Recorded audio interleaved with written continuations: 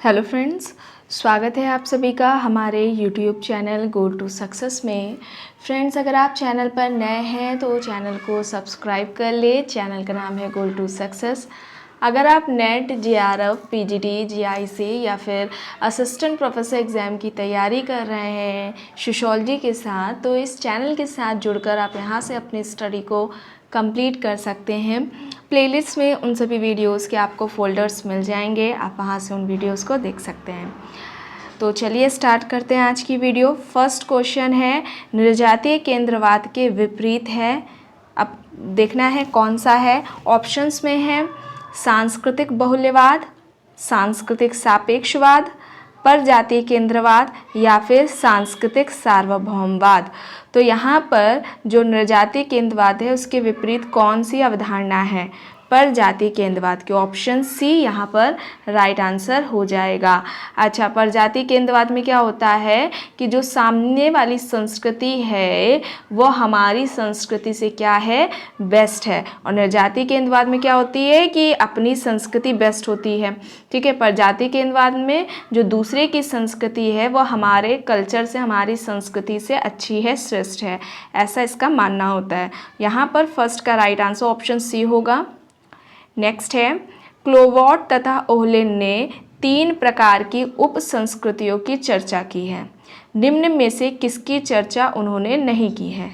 अब ऑप्शंस देखिए। Option A है अपराधी उप संस्कृति, ऑप्शन बी है संघर्षात्मक उप संस्कृति, ऑप्शन सी है प्रत्यावर्तन उप संस्कृति एंड ऑप्शन डी है विद्रोही उप संस्कृति।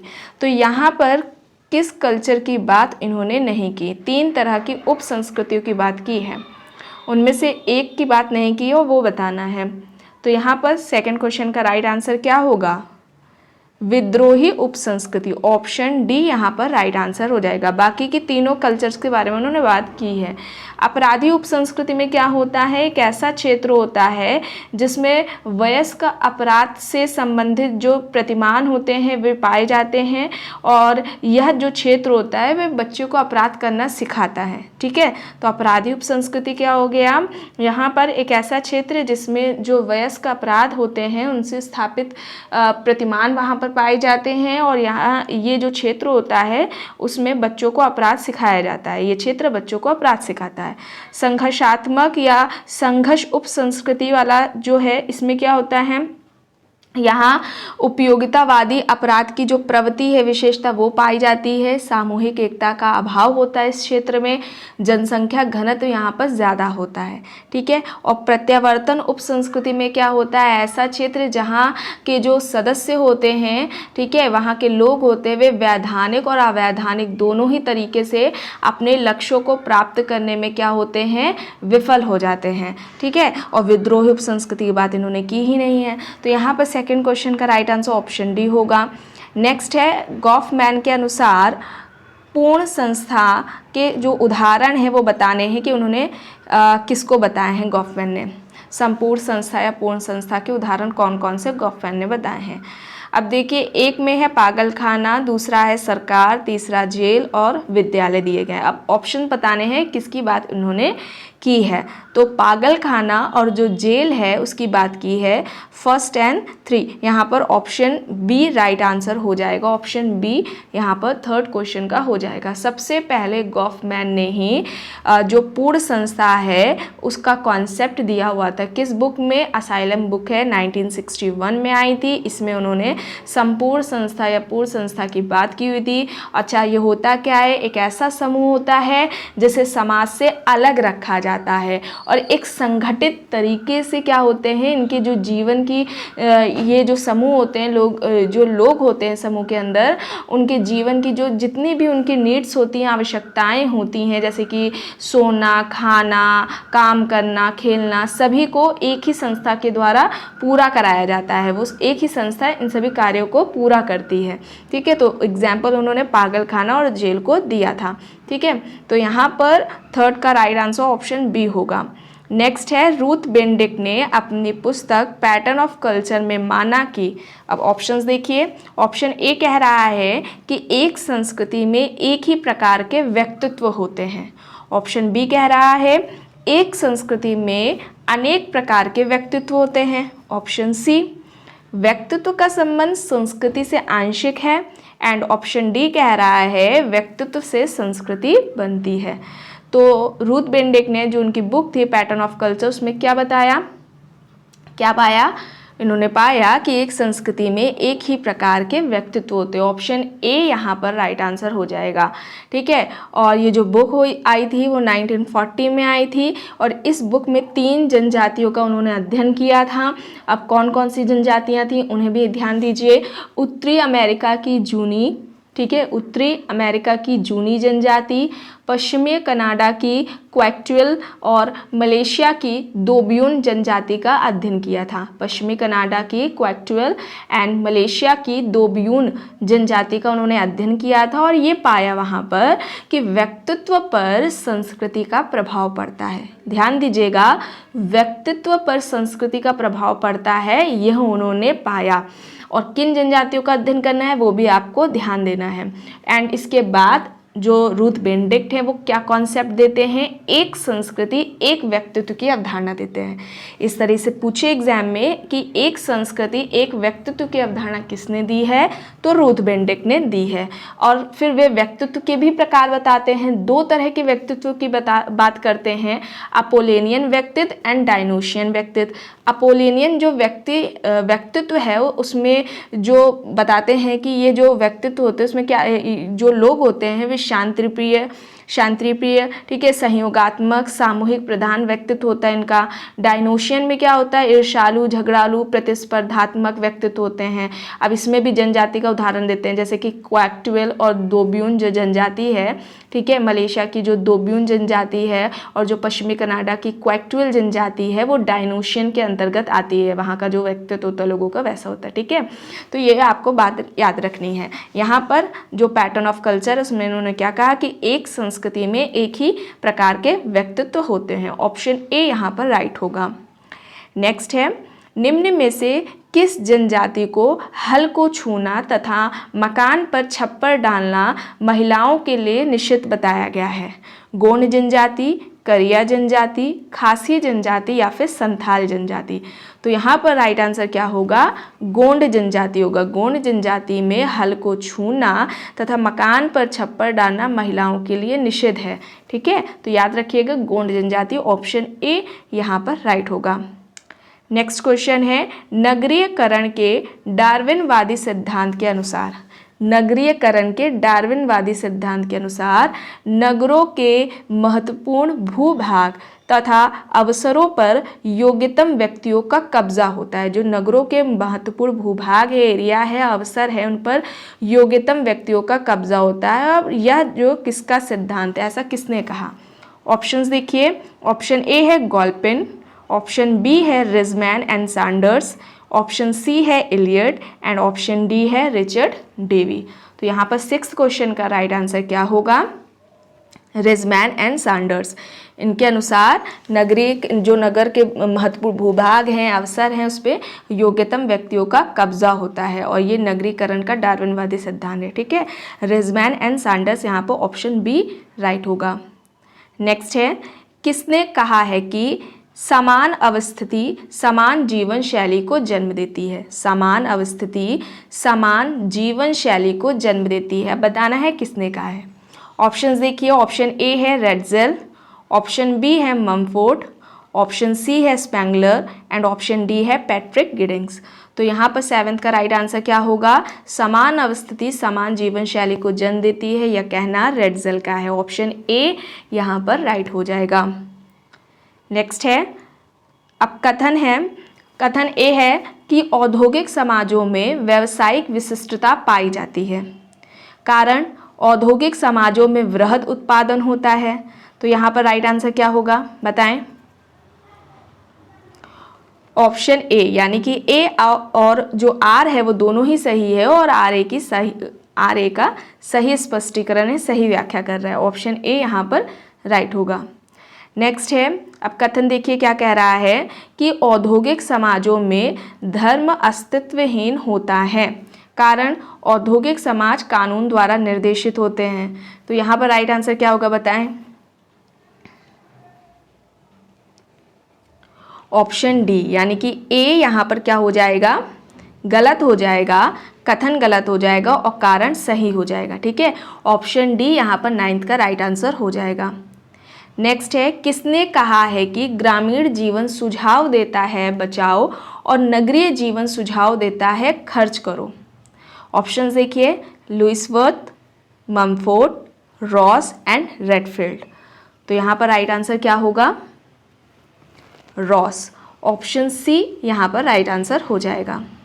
नेक्स्ट क्वेश्चन है, कथन है ग्रामीण समाज में वैयक्तिक संबंधों की प्रधानता होती है, कारण ग्रामीण समाज छोटे तथा सजातीय होते हैं। अब यहाँ पर बताएं क्या होगा राइट आंसर,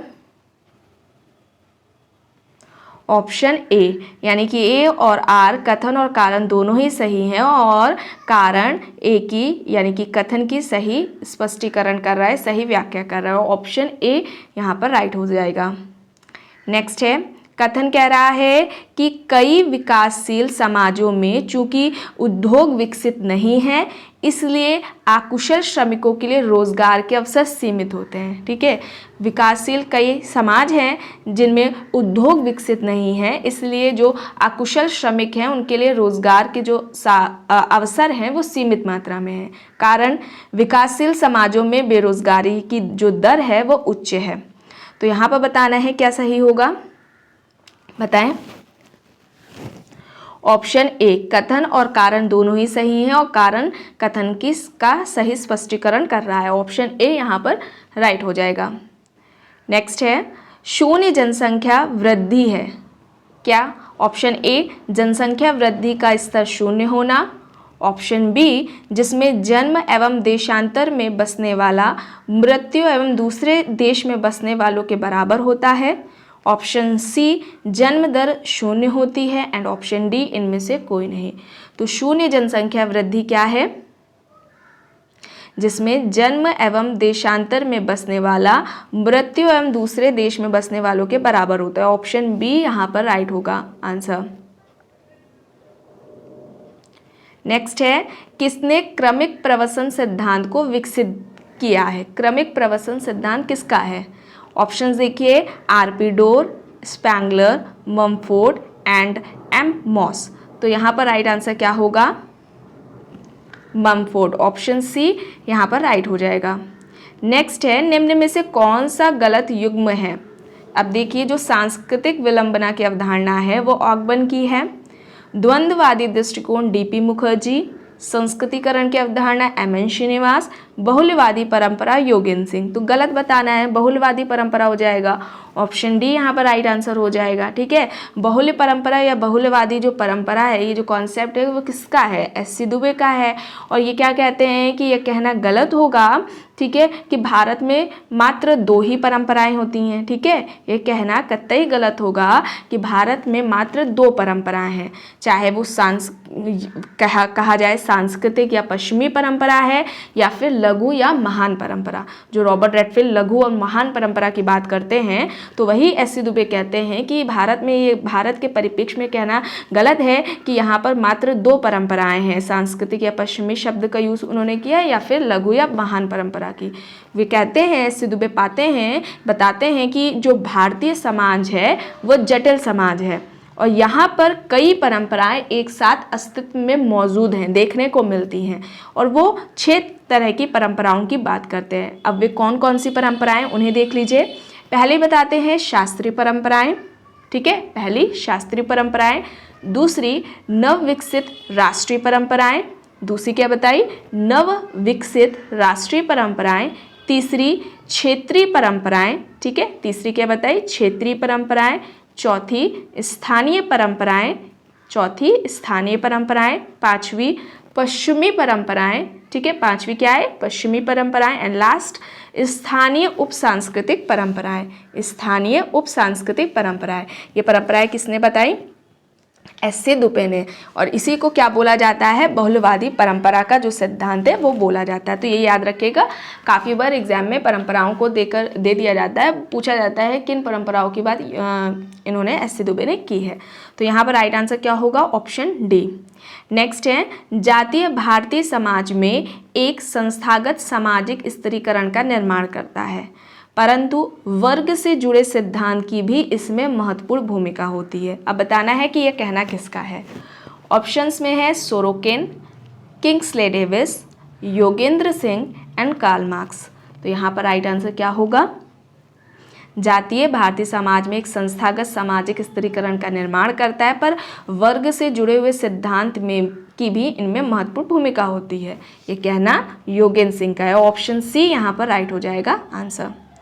नेक्स्ट है, विकसित उत्तर पूंजीवाद समाजों में वर्गों की उत्पत्ति सत्ता द्वारा संचालित समितियों के पदों से हुई है। जो उत्तर पूंजीवाद समाज है उसमें वर्ग की जो उत्पत्ति है वह सत्ता द्वारा संचालित समितियों के पदों से हुई है। और ये तर्क है, ऑप्शन देखिए, Daniel Bell, Ralf Dahrendorf, Jameson and Simmel. तो यहाँ पर राइट आंसर क्या हो जाएगा, रॉल्फ डेहरेनड्रॉफ। ऑप्शन बी यहाँ पर राइट आंसर हो जाएगा। इनकी इंपॉर्टेंट बुक क्या है, class and class conflict in industrial society. Class and class conflict in industrial society, ये आई थी 1859 में। ठीक है, बुक किसकी है, डेहरेनड्रॉफ की है। और ये क्या बताते हैं कि समाज का जो आधार है वो किसको बताते हैं, शक्ति को बताते हैं। और कहते हैं कि हर सामाजिक संरचना में संघर्ष के बीच छुपे होते हैं। ये काफ़ी बार एग्जाम में पूछा जाता है कि हर सामाजिक संरचना में संघर्ष, ठीक है, ये याद रखना है, संघर्ष के बीच छुपे होने की बात की है डेहरेनड्रॉफ ने। और शक्ति को संघर्ष का चिरस्थायी कारण भी मानते हैं। ठीक है, शक्ति को संघर्ष का चिरस्थायी कारण बताते हैं। और श्रमिक के 3 प्रकार बताते हैं, कुशल श्रमिक, अर्धकुशल श्रमिक और अकुशल श्रमिक। कुशल श्रमिक, अर्धकुशल श्रमिक और अकुशल श्रमिक। ठीक है, तो यहाँ पर राइट आंसर क्या होगा, ऑप्शन बी हो जाएगा, रॉल्फ डेहरेनड्रॉफ।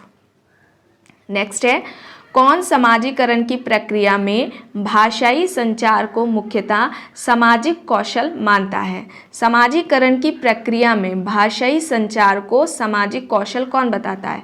ऑप्शन में है Bernstein, G.H. Mead, Sorokin and Saussure. तो यहाँ पर राइट आंसर 18th का क्या होगा, बर्नस्टीन। ऑप्शन ए यहाँ पर राइट आंसर हो जाएगा। नेक्स्ट है, सभ्यता सदैव आगे बढ़ रही होती है परंतु संस्कृति नहीं। यह कहना किसका है। ऑप्शंस में है मैकेवर, ऑकबर्न, लैंडेंस, टाइलर। तो यहाँ पर राइट आंसर क्या होगा, मैकेवर होगा। ऑप्शन ए यहाँ पर राइट आंसर हो जाएगा। नेक्स्ट क्वेश्चन है, व्यक्तित्व एक मानसिक घटना है। यह ना तो आंगिक है और ना ही सामाजिक है, बल्कि दोनों के मेल जोल से इसका निर्माण होता है। जो व्यक्तित्व है उसको एक मानसिक घटना बताया और कहा कि यह ना तो आंगिक है और ना ही सामाजिक है, बल्कि दोनों के मेल जोल से इसका निर्माण होता है। ऑप्शंस में है Kingsley Davis, Gouldner, W Dilthey and Johnson. तो यहाँ पर राइट आंसर क्या होगा, किसका कहना है, किंग्सले डेविस का। ऑप्शन ए यहाँ पर राइट आंसर हो जाएगा। तो फ्रेंड्स, आज की वीडियो में बस इतना ही। आई होप ये आपको वीडियो पसंद आई होगी। अगर पसंद आई है तो प्लीज़ लाइक करिएगा, कमेंट करके ज़रूर बताइएगा, अपना स्कोर भी कमेंट बॉक्स में ज़रूर करिएगा। एंड इस वीडियो को जितना हो सके ज़्यादा से ज़्यादा लोगों के साथ शेयर भी ज़रूर करिएगा।